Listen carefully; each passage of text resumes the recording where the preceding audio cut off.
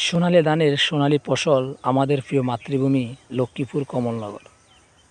বিভিন্ন ধরনের ফসল এবং বাদাম, মুগ ডাল, হেনের ডাল এবং সয়াবিন এবং শসা, কলমি শাক, পুঁই শাক সব কিছুই কিন্তু অন্যরকম। এই পুরো জঙ্গলগুলো দেখতে পাচ্ছেন, আসলে এগুলা পুরোটাই আমাদের লক্ষ্মীপুরে এবং বিভিন্ন জায়গার জন্য উৎপাদিত ফসল, খাবারের জন্য।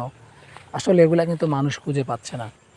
আজকে দেখেন কি সুন্দর করে বেড়া জাল দিয়ে মানুষ এই গাছগুলাকে রোপণ করেছিল। এখান থেকেই এই গ্রামের মানুষ তাদের জীবিকা নির্বাহের জন্য খাবার সংগ্রহ করে। আসলে তারা কিন্তু এই যে দেখতে পাচ্ছেন কি সুন্দর ফসল, এই যেটাকে বলা হয় সিনাল বলা হয়, আমাদের দেশে কই বলা হয়। অনেকটা সুন্দর এগুলা দেখতে।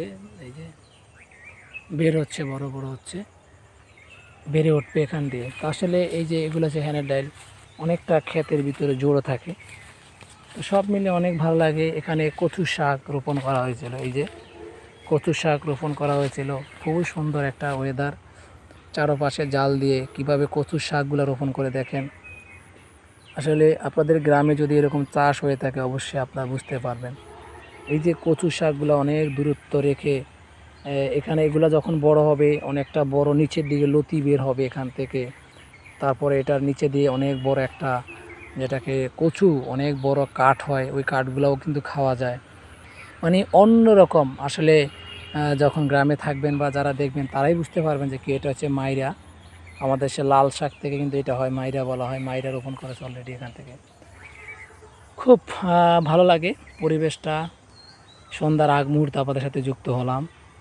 এখান দিয়ে আবার এই যে লাল কুমড়া আছে, যে এই যে কুমড়া তৈরি করা হয়, কুমড়া, এগুলো হচ্ছে কুমড়ার পাতা। একই জমিতে কিন্তু অনেকগুলো ফসল উৎপাদন করে গ্রামের বাড়িতে।